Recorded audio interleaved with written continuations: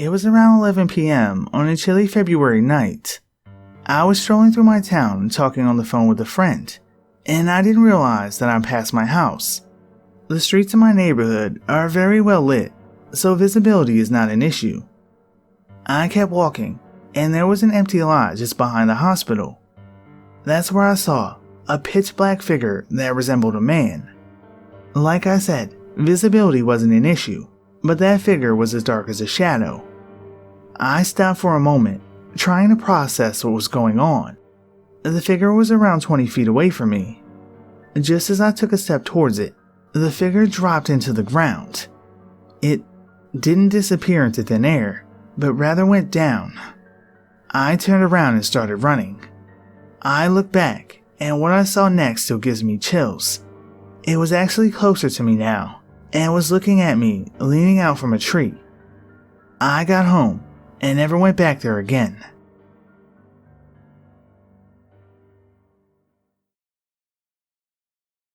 Let me begin this by saying I was around 7 when this happened.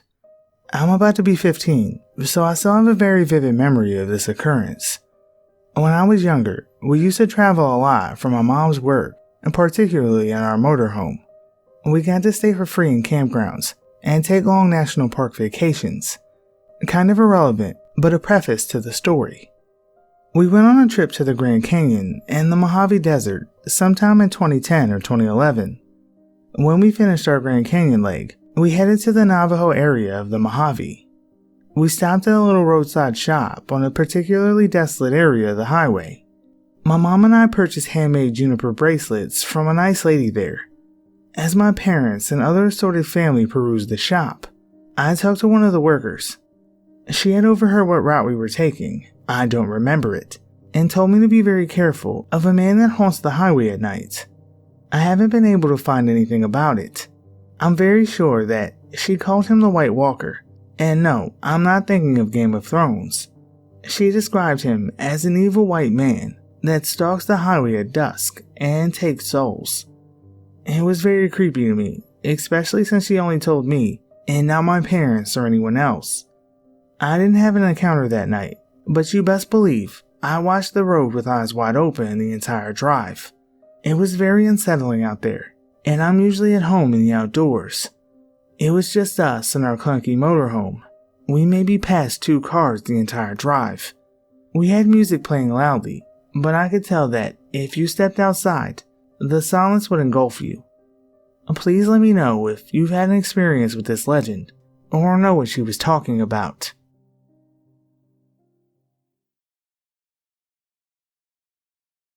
My friend just told me this story that I found fascinating. When she was a kid, her grandpa had 2 deer heads mounted on the wall in the living room, deer that he had killed. One day, she wandered into the living room and suddenly felt very cold. She felt a breeze and everything, and vaguely wondered if someone had left the door open. But, being a kid, she just kind of ignored it and wandered over to stare at the largest deer head.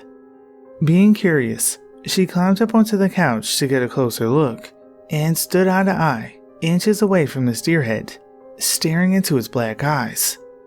She swears up and down that she saw, reflected in the eyes, a deer. This deer. It was the same size, had the same antlers and everything, standing in the woods. It was lightly snowing, and the deer was eating something off the ground.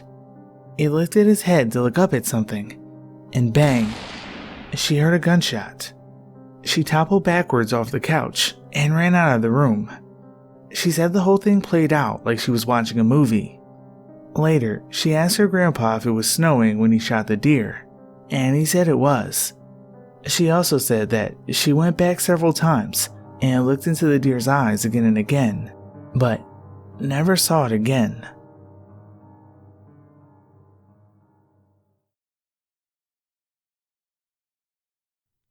I was washing dishes when I looked up to see a man's face outside of my window. I nearly fell over, but not because of his 2 wide eyes, or his long, misshapen grin, and not because of his gray, sickly skin, or the sinister look he was giving me.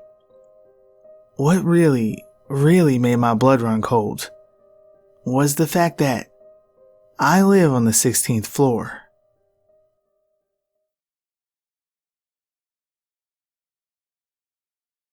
Before I share this story, I want to share the fact that this is my first Reddit post ever.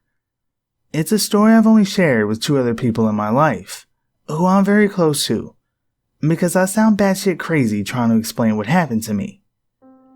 I'm from Roswell, New Mexico, born and raised.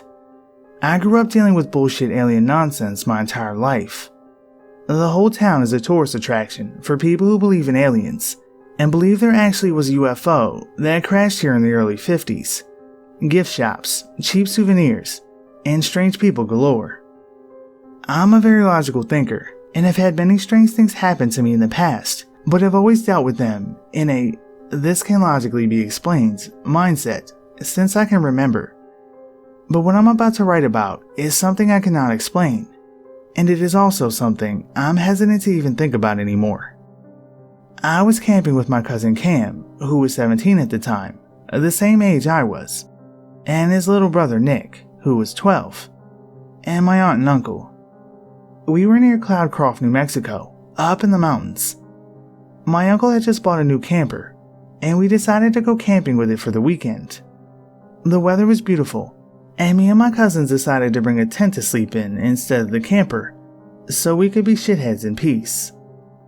We set up our tent about 60 yards away from the camper, and the fire that was right outside of it. Toward the end of the first night, and after a long day of exploring, we all decided to lay down for the night. We were not camping on an actual campsite. It was a spot my uncle had found some years back, and it was the perfect spot to set up camp. At about 3 a.m., the fire was completely out. My cousins and I were still awake. Nick, being the youngest, was trying to stay up to be cool, but ended up falling asleep. It was only Cam and I awake now.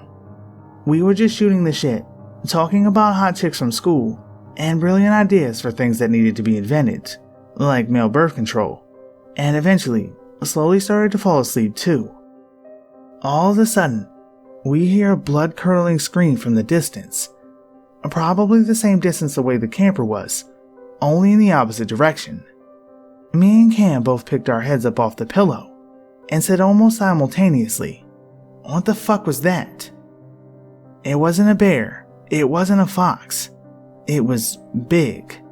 The closest way I know to describe it is a mixture between a banshee and a rabid peacock. Its voice was deep and echoed through the woods. It let out another blood-curdling shriek, and we both sat upright on our blow-up mattresses. Immediately after the screech, it started clicking. An odd, deep clicking sound that sounded like it came from the back of his throat. It was loud enough to hear from a distance. We were scared, and neither of us had any idea what it could be. We waited a second, both quiet as a mouse. It let out another scream, followed by a series of clicks, but it seemed to be closer now. Maybe 10 yards closer. I looked at Cam, and he looked just as shocked as I was feeling. I was trying to convince myself that it was a bird of some sort, or a mountain cat. Then I heard it walking. It was walking on 2 feet. I could distinctly hear it. It even sounded big, taking huge strides, cracking branches and leaves under its feet as it walked. It sounded like it was coming closer to us. It screeched and clicked loudly again. I could tell it was about halfway to us now. Suddenly, another scream and clicks came from another direction, sounding just as close as the other creature. It sounded more aggressive though, more angry and dominant. The first creature then let off a series of clicks too. Then it hit me. They were communicating. At this point, I was terrified, and so was Cam. I had an axe under my blow-up mattress, but I was afraid to get up and grab it. Then, both of the creatures started walking towards us, both on 2 legs, not screaming or clicking. It sounded like they were trying to be sneaky, like trying to sneak up on our tent. They were getting closer and closer. The first one screamed loudly. I could tell it was roughly 15 yards away now, and so was the other creature. It screamed. After screaming, it started clicking again, and the other one clicked back at it. They were both walking closer and closer to the tent. I could hear them both stepping on limbs and leaves, but I could feel the ground thud with each step they took. I was panicking, frantically looking for my axe, while Cam was trying to wake up his little brother. I couldn't find my axe anywhere. I suddenly realized that I had left it near the campfire because we were using it to cut pieces of wood for the fire. Nick was not waking up, and they were getting closer and closer to the tent. Eventually, me and Cam froze. The second one had stopped about 10 feet away from the tent, but the first one was walking right up to it. As soon as it was right outside the tent, I yelled as loud as I could, out of pure fear, "Get the fuck away from here! Leave us alone!" It stopped. It was right outside. I could almost see it through the tent. It was huge, tall enough to lean over and look through the top of the tent if it wanted to. I could tell it was slim, and the creature was heavy because of how tall it was. I could feel its energy, and it was very negative. I felt the vibes of the universe, and they were telling me that, whatever these things were, they were not there to just say hi, or to steal our fucking hot dogs. I was frozen. They were right outside, and the moon was covered by clouds, so moonlight was no longer shining anywhere. I couldn't even hear it breathing. It was silent. The second one clicked from behind us, still about 10 feet away from the tent. The first one didn't move. It didn't make a single sound. It was probably a foot away from the tent. My heart was beating so hard that I thought I was going to pass out. All of a sudden, it took 2 steps back, and the second one let out a scream so loud that it hurt my ears. I immediately burst into tears.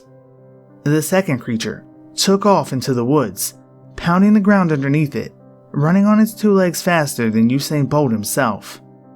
The first one apparently turned around and walked away back into the woods. I waited until I completely heard its footsteps disappear. Then I unzipped the tent, threw Nick over my shoulder, and we booked it toward the camper. We got inside and woke up my aunt and uncle. They had no idea what was going on and urged us to take our asses to bed. We slept in the camper for the next 2 nights, and I didn't leave the campsite for the rest of the trip.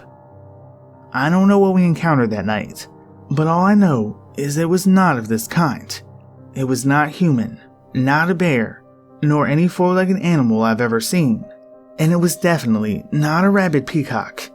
It has scarred me ever since, and its energy and screams still haunt me to this day.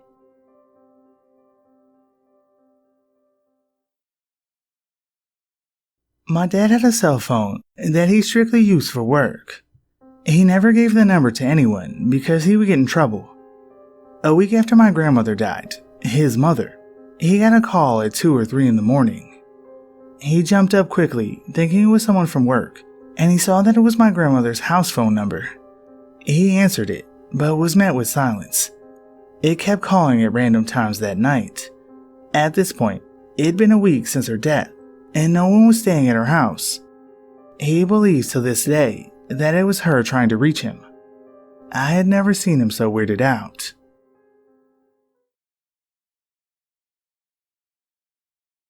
My aunt was murdered. Her daughters both had dreams where she called them, and they talked to her on the phone. Then, my mom started to get mysterious phone calls from the city she was murdered in. She was traveling at the time of her death.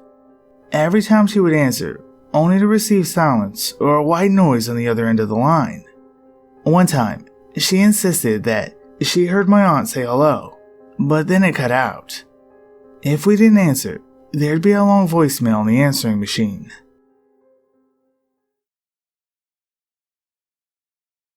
Back in 2009, my uncle passed away in a car accident. The next day, there was a message on his siblings' and parents' phones. The message was very staticky, but you could hear tires screeching, a faint fuck, more screeches, and followed by a loud scream that sounded a lot like my uncle. After his yell, you can hear the rolling of the accident, but then the audio went completely silent. When the audio cuts back in, you can hear a woman asking, "Who are they?" I find this to be very strange because there wasn't a female in the vehicle. He was with 2 other males. I am so confused to who this girl is. Perhaps it's another soul, or maybe even a guardian angel. Regardless, this phantom call was proof to me that there is something beyond us. After the woman asks her question, my uncle says, "I'll be fine after 3. Then the audio continuously cuts in and out. Every time it cuts back in, it sounds like he was finishing a word. Perhaps he was saying something to the woman. One thing you can clearly hear my uncle say is, "They're my family. I was going faster than 130. Then the recording ends. I feel like I'm missing something though. Like, there's more to be found within the message. My family went to the phone provider and they couldn't track the number to a person, a phone, or even a location. Everything was unknown. I'd like to know if anyone has had a similar paranormal phenomenon."